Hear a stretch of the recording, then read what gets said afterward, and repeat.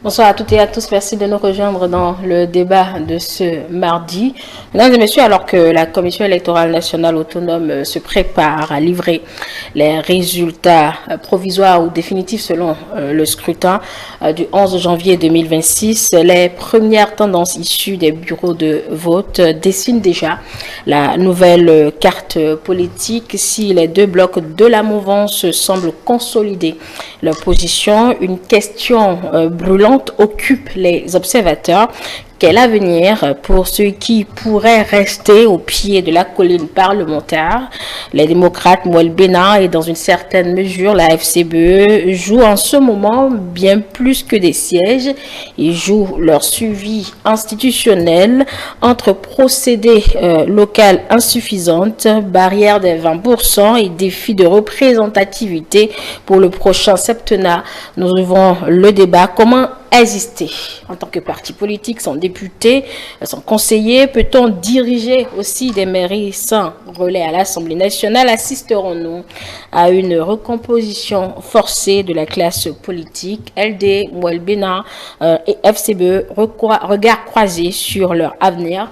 C'est le thème du débat de ce soir. Nos invités, Damien Arwandokou, qui est analyste politique, il est expert en économie maritime et portuaire. Bonsoir, monsieur Arwandokou. Bonsoir, madame. C'est ça que je prononce bien. Plaisir d'être de vôtre. Un plaisir partagé. Et en face de vous, monsieur Abdoulaye Hamzat, il est consultant politique et géopolitique. Bonsoir à vous, monsieur Abdoulaye. Bonsoir, c'est un plaisir.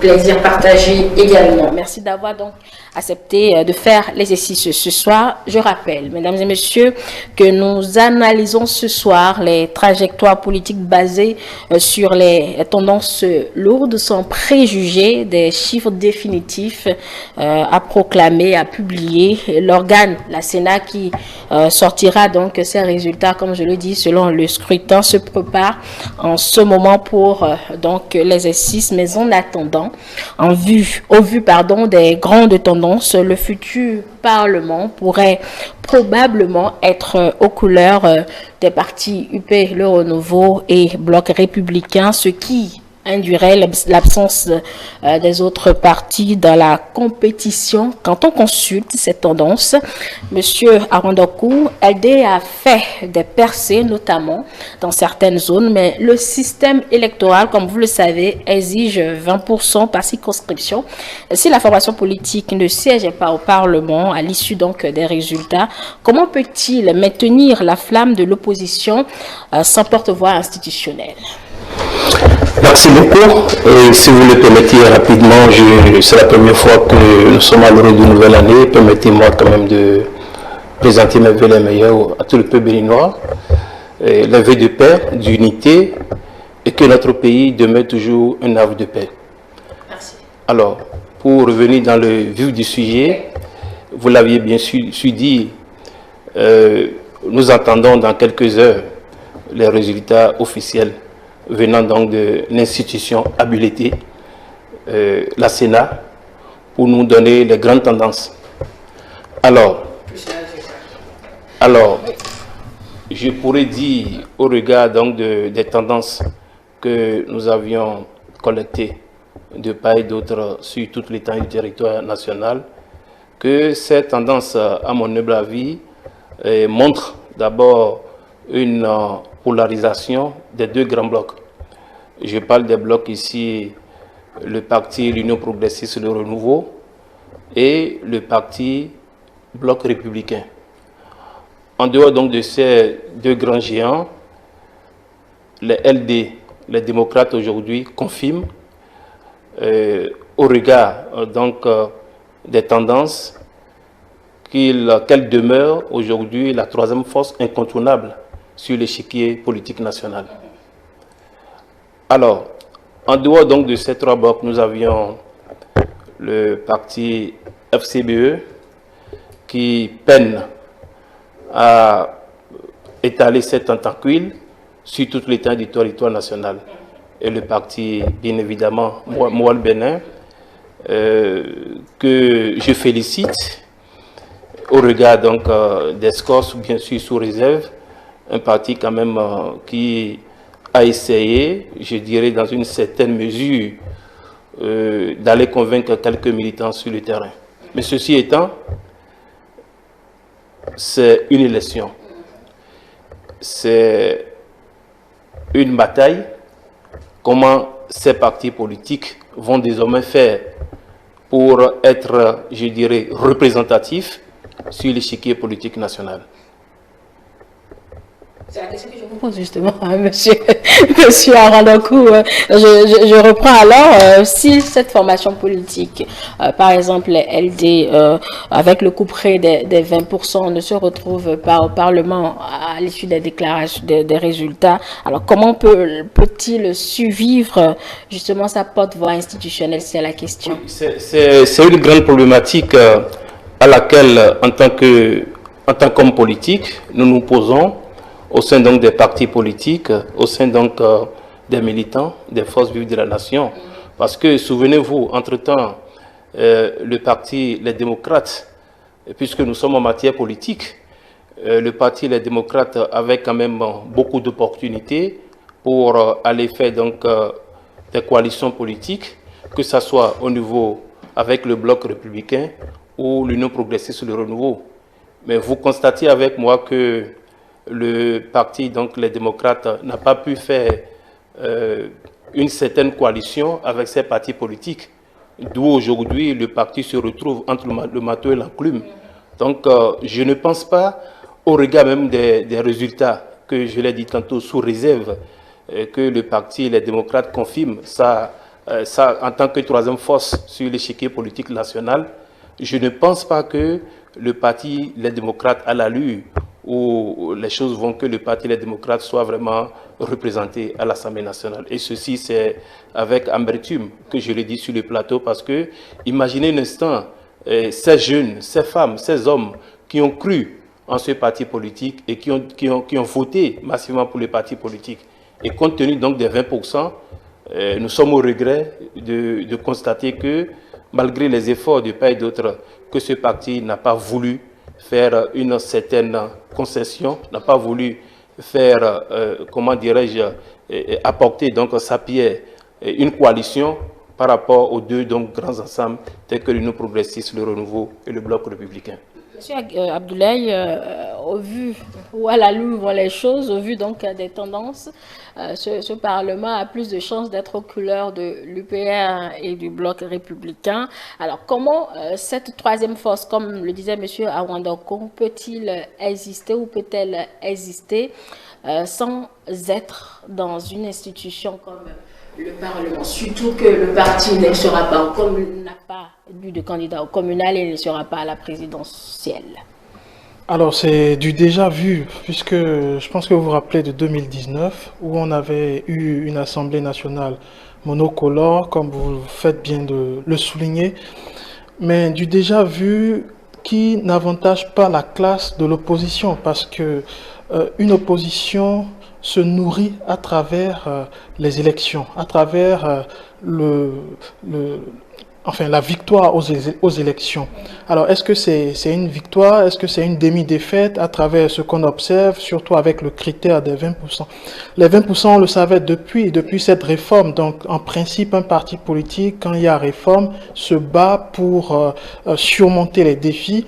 Et la question des coalitions qui devraient être effectuées, c'est de la pure stratégie politique. Ils ne l'ont pas fait, certainement parce qu'ils misaient sur d'autres enjeux clés sur le terrain.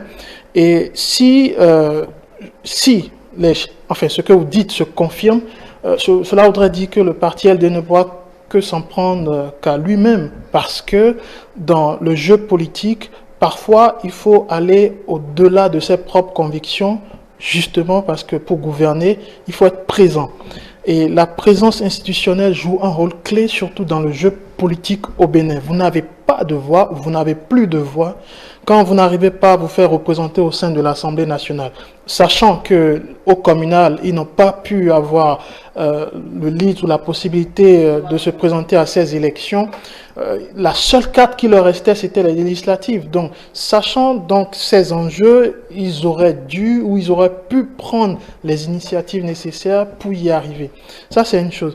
La deuxième chose, vous dites, vous demandez quel sera leur sort. Jacques Ellul disait, exister, c'est résister. Donc, je pense qu'à travers la résistance, bien sûr, c'est être présent dans le débat politique, ne pas lâcher. Tu laisses, sauf que ça va prendre 7 ans. Justement, le septennat qui se profile, et quand on connaît le profil politique de cette formation politique, dans cette septennat, on a ce qu'on nous appelle en trêve, qui n'est pas un musellement non plus de l'opposition. Quand on se radicalise pendant autant d'années et qu'on se retrouve dans ce cas, comment alors résister? Si je dois emprunter votre propos. Alors, il faut dire que les partis de l'opposition FCBE et LD ne se sont pas extrémisés comme beaucoup le pensent. Je pense que c'est les conditions qui les ont obligés à tenir ce genre de rapport. Et ça, c'est une chose importante qu'il faut noter parce qu'un parti politique, avant tout, c'est choisi d'animer la vie politique et non de s'extrémiser ou de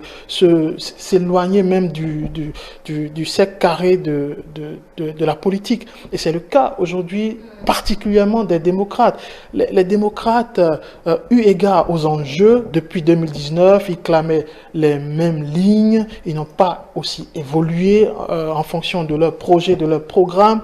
Le seul programme qu'ils avaient, c'était la libération des détenus politiques ou le retour des exilés. Ce qu'on peut comprendre, bien sûr, parce que au sein d'une famille politique, il est important qu'il y ait une sorte de cohésion globale. Et la cohésion repose justement sur le retour de ces figures qu'on appelait figures clés de la classe politique au Bénin. Donc on peut comprendre ces revendications, on peut comprendre ces propos, mais ce qu'on ne peut pas comprendre en revanche, c'est la posture du parti face aux enjeux auxquels on fait face aujourd'hui. Le Bénin fait face à de grands défis économiques, à de grands défis sociaux et sociétaux.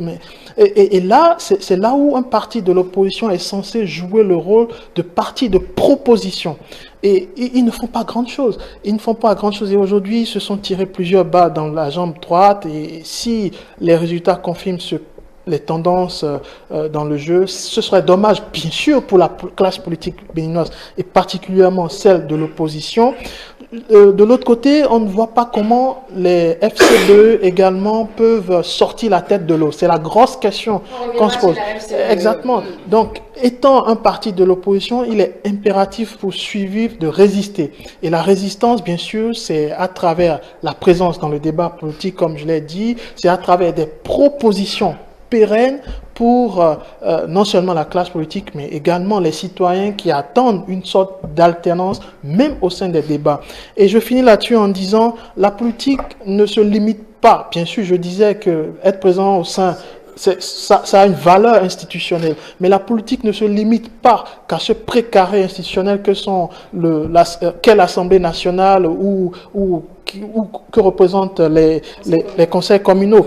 Donc, la présence politique peut être également à travers le discours, le débat, le choix des projets et la façon d'être proche des électeurs, des futurs électeurs et des citoyens. Et ça, il ne faut pas le perdre de vue. Ça doit être le principal défi de ces partis. Alors, Monsieur Arandakou, votre co-débatteur disait tout à l'heure que c'est du déjà vu, peut-être, mais les enjeux sont aujourd'hui différents. Il a également dit, serait-ce alors, moi je pose la question, le début d'une traversée du désert pour cette formation politique, où vous entrevoyez pour sa survie dans ce septennat, eh bien, une certaine reconfiguration au sein de cette classe politique? Reconfiguration politique, c'est fort possible. Au regard donc des enjeux aujourd'hui en matière donc de gouvernance politique. Mais ce que je pourrais dire à la limite, c'est que le parti Les Démocrates aujourd'hui, ce parti qui a démontré une fois encore, comme je l'ai dit à l'entame donc du débat, qu'il demeure aujourd'hui la troisième force incontournable sur l'échiquier politique national. Au regard donc des tendances. Mais effectivement, comment monnaie, c'est pas une fin en soi, les élections. Après les élections, il faut faire donc table rase.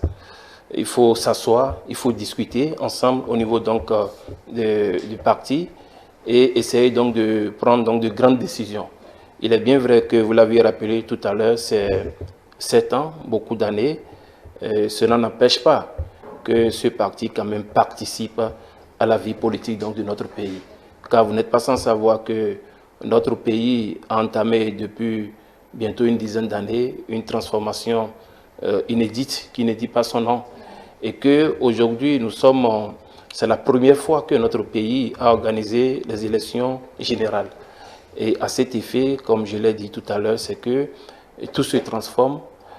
La politique que nous faisons, il y a de cela 15 ans, 10 ans, 20 ans, c'est un peu la même politique que nous faisons aujourd'hui. Les choses ont changé parce qu'il y a eu tant de réformes politiques et ces réformes politiques aujourd'hui nous amènent là où nous en sommes. Donc, les démocrates, ce n'est pas le moment de se décourager, c'est le moment de s'asseoir, c'est le moment de discuter, c'est le moment d'aller surtout au contact donc, de la population, et de continuer toujours à véhiculer donc, le message de paix, le message de développement. C'est ce que nous appelons tous nos voeux pour les autres aussi partis politiques. Configuration également pour vous, M. Abdoulaye Hamzat? Oui, je pense qu'à la suite d'une élection, il faut tirer des leçons. Et chacun va, d'une certaine façon, essayer de faire le bilan à son niveau. Malheureusement, la responsabilité politique n'existe pas au Bénin. Normalement, quand vous échouez à une élection, le chef du parti prend des décisions très fortes. Par exemple, il démissionne pour déjà créer l'alternance au sein même de son propre parti, pour renouveler la classe politique. Et ça n'existe pas au Bénin. Peut-être on va y arriver avec les différentes réformes. Et bien sûr, je n'exclus pas les partis de la mouvance où on observe une sorte d'émergence de grands blocs politiques devenant désormais comme des religions, un peu comme à l'époque du parti unique. Mais on en est encore bien loin. Et ici, il est important de tirer des leçons. Les leçons peuvent être positives comme négatives. Et à ce propos, je pense qu'il faut défendre par exemple le bilan d'un parti qui a fait un excellent boulot sur le terrain. Et mon vis-à-vis l'avait dit tout à l'heure, Moël Bénin, il faut saluer ce genre d'initiative, tirer des leçons et puis voir par rapport à la suite quelles sont les perspectives et les ouvertures qui vont s'ouvrir à ce genre de partis politiques.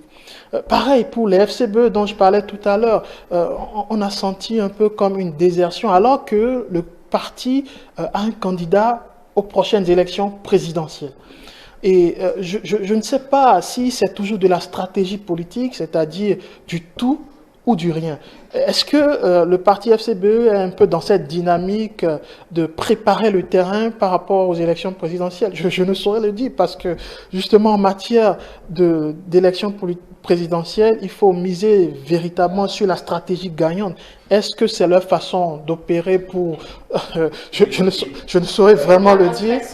Quelle crédibilité si le parti retrouve ses bases électorales qui s'effritent presque à chaque scrutin? Déjà qu'il faut qu'ils aient une base électorale. Je pense que les FCBE ne sont qu'un parti aujourd'hui que de nom. Ceci, c'est sous réserve des résultats, c'est à l'analyse des tendances lourdes, mais justement cette tendance montre quand même que ce parti a fait quelques scores dans certaines zones au niveau communal.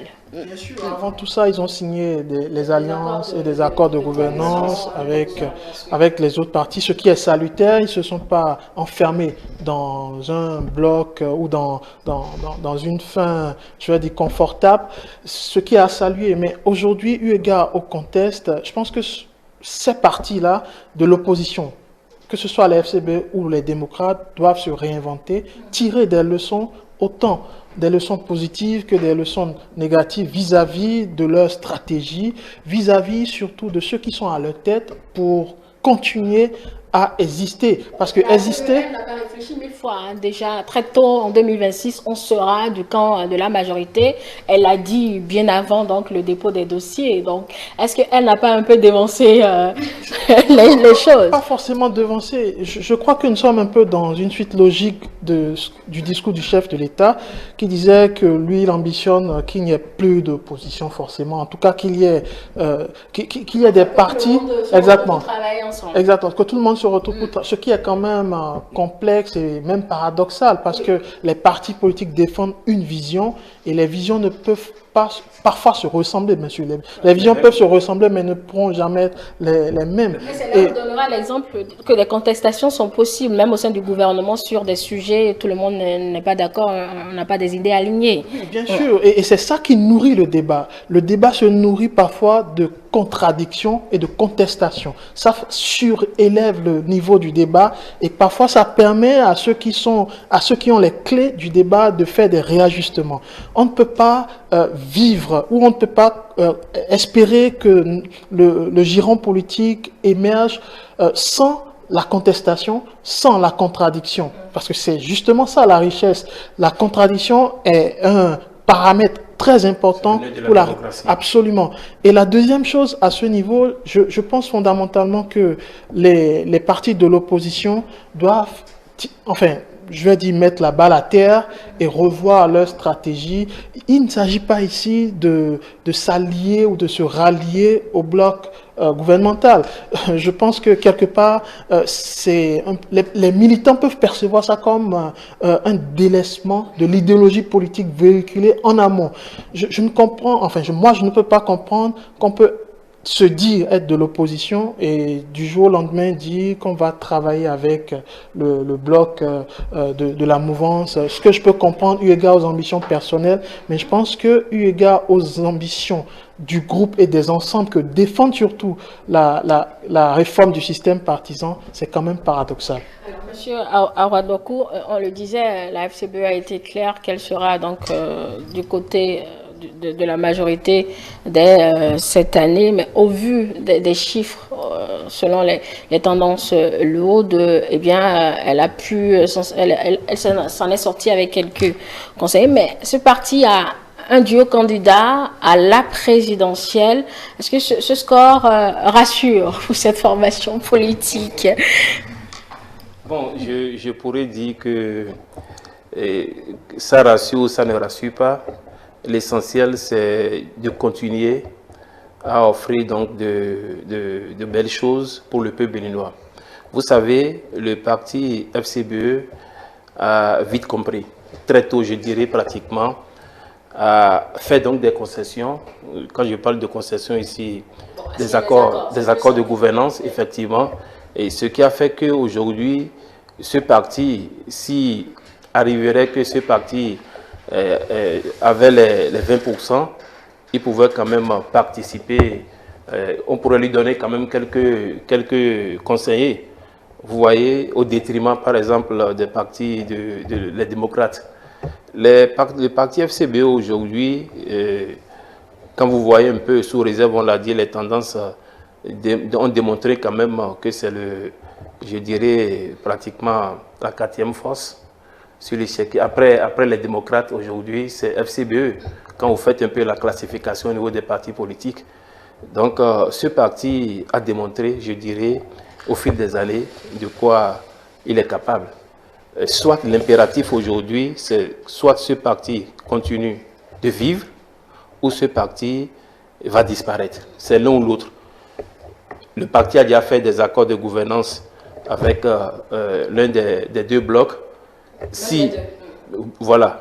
Avec Noël aussi, enfin en tout cas avec les partis de la majorité. Je pense que c'est une bonne chose, il faut remercier, c'est une stratégie politique. Parce que quand vous êtes en politique, vous ne pouvez qu'avoir des réponses politiques par rapport aux problèmes. Donc, comparativement aux autres partis, ce parti a été vraiment très habile en signant donc des accords de gouvernance. Mais cela n'empêche pas quand même que ce parti puisse démontrer de quoi il est capable. Et au demeurant, ce parti, nous verrons d'ici à là, la campagne présidentielle va commencer. Et je pense que nous allons nous battre aux côtés donc de nos partis politiques. Mais je ne pense pas que, vu les résultats que nous avions, que ce parti pourrait avoir quelque chose au niveau donc des élections présidentielles. Parlement également. Mais est-ce que, selon vous, cette posture ou ce désir, cette envie d'être de la majorité a joué dans la balance pour faire ce score comme certains le disent, il n'y a pas grande différence entre cette formation politique et ceux de la majorité. Il y a une grande différence parce que ces partis ne partagent pas d'abord les mêmes idéologies.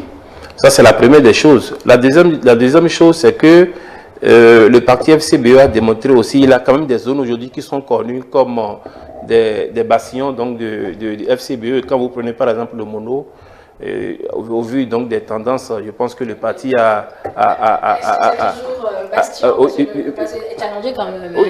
Challengé sévèrement vaincu. Le parti n'est pas représenté sur l'échiquier politique national.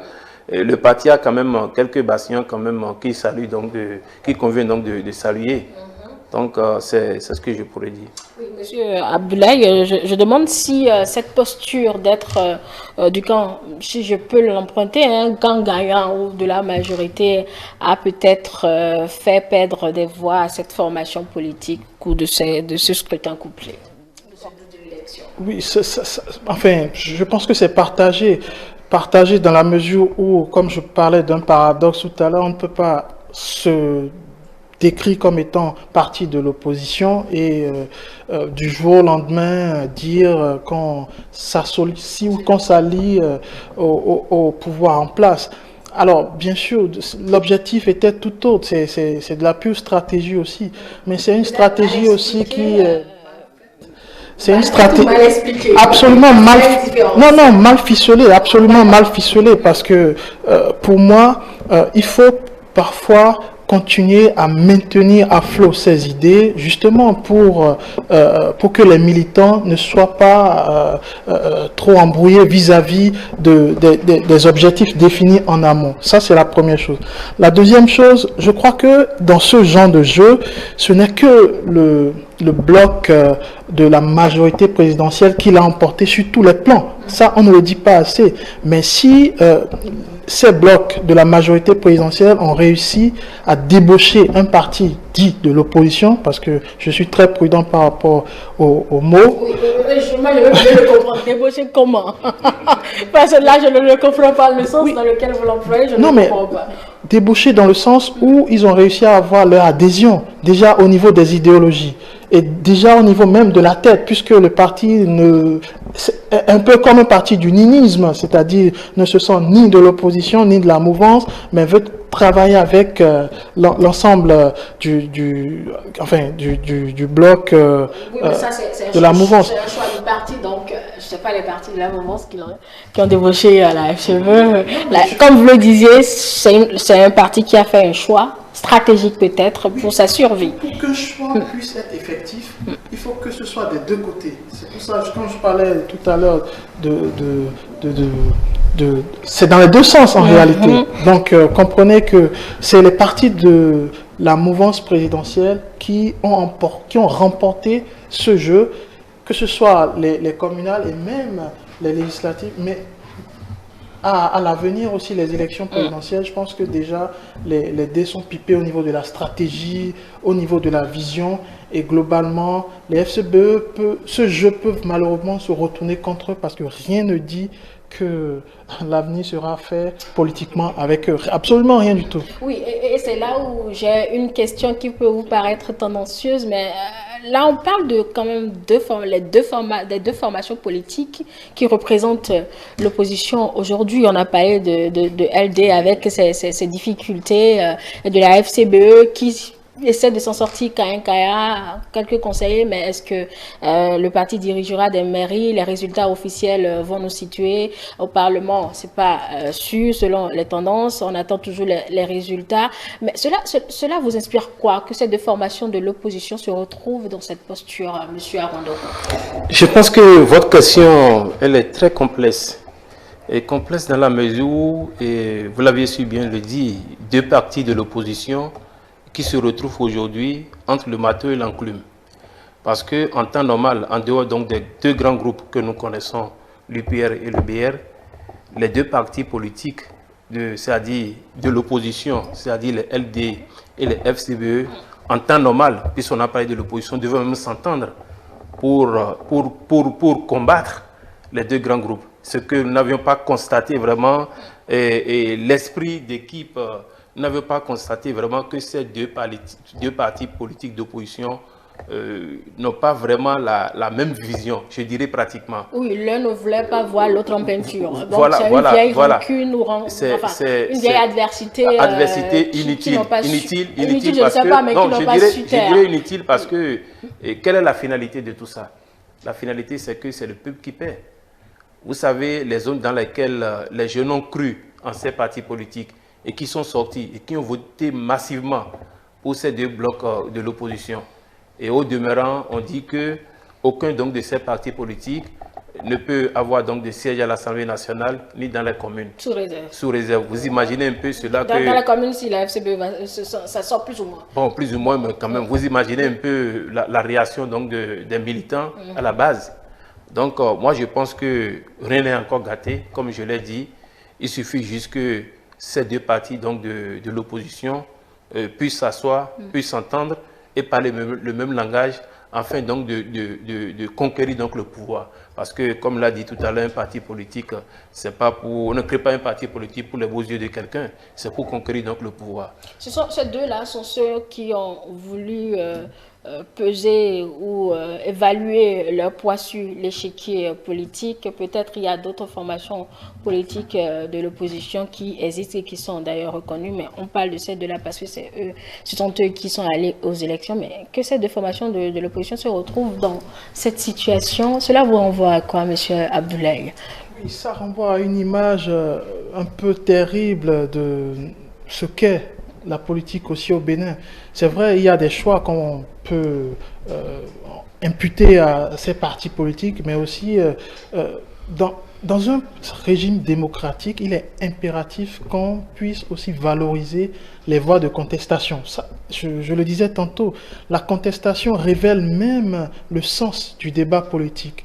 Et quand vous êtes un réformateur, la réforme sans la contestation n'est plus la réforme. La réforme parfois... empêcher la contestation. Non, mais je généralise parce que même à l'échelle des sciences politiques, les grandes réformes politiques qui se sont effectuées, même dans les grandes démocraties, se sont nourries des contestations, se sont nourries des contradictions, même parfois au sein même des familles politiques. Donc, je pense que si les tendances se confirment, enfin, étant un démocrate dans l'âme, étant aussi un républicain dans l'âme, une république sans opposition, une assemblée nationale sans opposition, c'est quand même quelque chose qui attire, je vais dire, tous les regards, même si on va dire que le gouvernement va rester dans le même sens de 2019, c'est-à-dire travailler. Il n'y a pas de test qui exige malheureusement qu'il y ait une opposition au Parlement. Et on sait juste que les élections soient ouvertes et que chaque formation politique puisse participer, ce qui a été le cas. Vous faites bien de le souligner. Peut-être que ça va attirer les futurs législateurs vis-à-vis de cette question pour peut-être créer une sorte d'opposition de toute façon présente au sein du jeu politique et même parfois lors de ces élections. Est-ce que c'est possible? Je ne sais pas. Je ne saurais véritablement le dire, mais je finis vraiment sur cette question en disant une chose qui pour moi est très importante, c'est que les réformes ne se suffisent pas. Parfois, il faut les évaluer eu égard au constat qu'on fait sur le terrain politique. On va faire l'évaluation le constat qu'on a fait aujourd'hui, c'est qu'on résultats. n'aura probablement pas de parti de l'opposition à l'Assemblée, probablement pas, j'insiste là-dessus, mais si ça se révèle, cela voudrait dire qu'il faut qu'on s'interroge aussi vis-à-vis de la réforme elle-même et de l'avenir aussi politique. On va tirer toutes les conclusions, donc quand la CELA va nous livrer le verdict des compilations. On a parlé des deux formations de l'opposition, l'une dite radicale, l'autre modérée. Parlons maintenant de cette formation de la majorité quand même, la majorité présidentielle qui, une fois encore, a fait le pari de l'autonomie au sein de cette mouvance. Si les 10% nationaux ne sont pas atteints, M. Awandokun, Mouel Bénin a-t-il encore des moyens d'exister seul? Merci pour votre question. Vous savez que, je l'ai dit, Mouel Bénin, c'est un jeune parti politique qui est en train de faire son petit chemin. Je ne prédis pas l'avenir de ce parti politique, mais au regard donc de la mutation de tout ce que nous remarquons, ce parti risque, et je dirais qu'à la limite, ce serait donc un impératif, soit de disparaître, ou soit de se fondre dans les deux blocs, que ce soit l'Union progressiste, le Renouveau, ou le bloc républicain. Et ce serait vraiment l'actif donc de ce parti, parce que vous savez, quand on parle d'un parti politique, et je dois revenir un peu, si vous voulez, à l'objectif donc de la grande réforme donc, du système partisan. Les grands ensembles aujourd'hui, je pense que ça s'impose à nous aujourd'hui. C'est un impératif pour aller donc vers le développement. Donc, moi, le Bénin, soit disparaîtra ou doit se fondre. C'est un impératif, doit se fondre au niveau donc des deux groupes. Et il est bien vrai que ce jeune parti a commencé par se faire donc remarquer dans quelques départements donc, de notre pays, mais cela ne suffit pas aujourd'hui. Quand vous êtes un parti politique et que vous n'aviez pas donc cette chance d'avoir donc des députés à l'Assemblée nationale ou des maires dans les communes, je pense que votre existence, personne ne vous le dira, à un moment donné, vous êtes obligé de disparaître. Mais beaucoup de choses peuvent arriver dans ce septennat-là, en oui, 7 ans. Ce qui peut se passer en 7 ans, comme vous l'avez dit, le parti peut... vous allez voir juste, on aura une recomposition de la classe politique. Ça là, il n'a rien à faire. Et nous l'avions dit plusieurs fois sur les plateaux politiques et les plateaux techniques, que nous tendons vers... je dirais, mon vis-à-vis l'a dit tout à l'heure, vers donc, le parti unique. Nous tendons vers le parti unique. Il ne l'a pas dit clairement. Il a dit en parabole, et quand vous suivez même les dernières déclarations donc, du chef de l'État, vous devez donc comprendre, savoir lire entre les lignes. Nous tendons, bon, ce qui est sûr, en fait, c'est pas mauvais, le parti unique n'est pas mauvais. Vous savez, et quand vous prenez la plupart des pays asiatiques, ces pays se sont développés parce que on a parlé par exemple d'une trêve politique chez nous. Donc voilà, c'est des aspects qui sont vraiment indispensables pour que notre pays se développe. C'est très important. J'ai la même question avec Mouel Bénin, M. Abdoulaye. Oui, je pense que Mouel Bénin a tout l'avenir, contrairement à ce que mon vis-à-vis a dit, devant lui, parce qu'il y a des jeunes au sein de ce parti, ce qui n'est pas le cas des autres partis. Ça, c'est une notion très importante. Il n'y a pas de jeunes dans les autres partis? Des jeunes qui sont à la tête de l'instance politique, c'est-à-dire au sein même de l'appareil, au sein même de la tête de l'appareil. Vous remarquez la présence des jeunes au niveau de la communication, au niveau de différents secteurs clés du parti. Et ça, c'est une tendance qui est nouvelle, parce qu'on a toujours eu pour habitude de voir au sein de l'organe de pilotage des partis politiques, les vieux, enfin, d'une certaine génération qui ne veulent pas lâcher du lest en réalité. Donc je pense que ce parti a tout de même tout l'avenir devant lui, justement en plus parce qu'il implique suffisamment également les femmes. Ça, c'est quelque chose qui n'est pas rien. Impliqué. Je le mentionne vraiment parce que la mise, je ne fais pas non plus de la propagande, mais ce parti, pour l'avoir analysé et comparé aux autres partis, mais véritablement met en avant les femmes.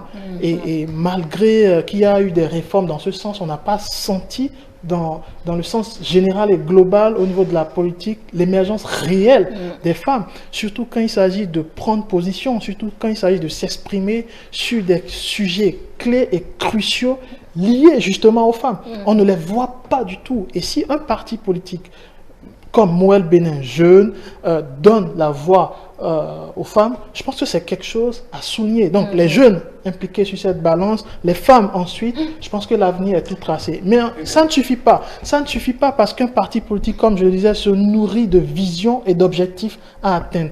Je n'ai pas vu clairement les objectifs de ce parti parce que ce parti, pour moi, veut faire du goulbi-boulga, c'est-à-dire tout et n'importe quoi. C'est comme un parti centriste qui se veut à la fois républicain et à la fois libéral, mais on ne peut pas mélanger ces deux esprits dans un même parti politique. C'est impossible. Quand vous êtes républicain, c'est que vous avez une vision clair de ce qu'est l'État. Et quand vous êtes un parti libéral, c'est que vous épousez aussi une vision libérale. Et je pense que ces deux choses ne se mélangent pas. Et bien sûr, je pense que, comme je le disais en tout début, chacun va retenir des leçons vis-à-vis de ce qui s'est passé ou de ce qui est en train de se passer pour pouvoir amorcer des réformes à son propre niveau et continuer à exister. Parce que exister, justement, c'est résister. Et la résistance, c'est à travers la prise de conscience. Je suis d'accord par rapport à vos démonstrations, mais je voudrais juste dire quelque chose, vous soufflez quelque chose, parce que vous savez, est-ce qu'aujourd'hui, en l'État, le parti Moël Bénin bénéficie donc du financement des partis politiques? Je ne suis et pas à cet effet, bien sûr, à cet effet, un parti politique, quelle est sa vocation? On l'a su dire plusieurs fois sur le plateau ici. À un moment donné, si le parti Moël Bénin ne bénéficie pas, compte tenu donc de sa représentativité, ne bénéficie pas des financements des partis politiques, comment ce parti pourrait fonctionner? C'est pour cette raison que j'ai dit, soit Moël Bénin aujourd'hui doit se fondre dans l'un des grands groupes tels que l'UPR ou le BR, où ce parti va disparaître. Parce que quand on parle d'un parti politique, c'est un ensemble. C'est un ensemble. Je vais vous répondre un ensemble. En 2 secondes sur la question du budget. Un parti politique pour exister n'a pas besoin de subventions de l'État. Un parti politique, avant tout pour exister, définit ses objectifs et peut mettre en place des actions et même solliciter du financement émanant de partout, et de ses militants, et même de potentiels financiers qui peuvent subvenir de partout. Ce qui n'est pas le cas de nos partis. C'est pour ça que je dis il faut que dans la vision, on puisse aller au-delà de ce à quoi on est habitué au Bénin. Et je finis là-dessus en disant que les partis politiques ont besoin de cette manne financière autant qu'ils sont. Voilà. Mais c'est à eux aussi de se réinventer, de ne pas dépendre de cette manne pour survivre. Parce que exister, c'est résister. Résister, ce n'est pas dépendre forcément de quelqu'un, mais c'est surtout créer les conditions pour pouvoir y arriver. Merci à chacun de vous. Damien Awandokou, Hamzat Abdoulaye. Mesdames et messieurs, c'est tout pour le débat de ce mardi. Merci de nous avoir suivis. Le programme se poursuit.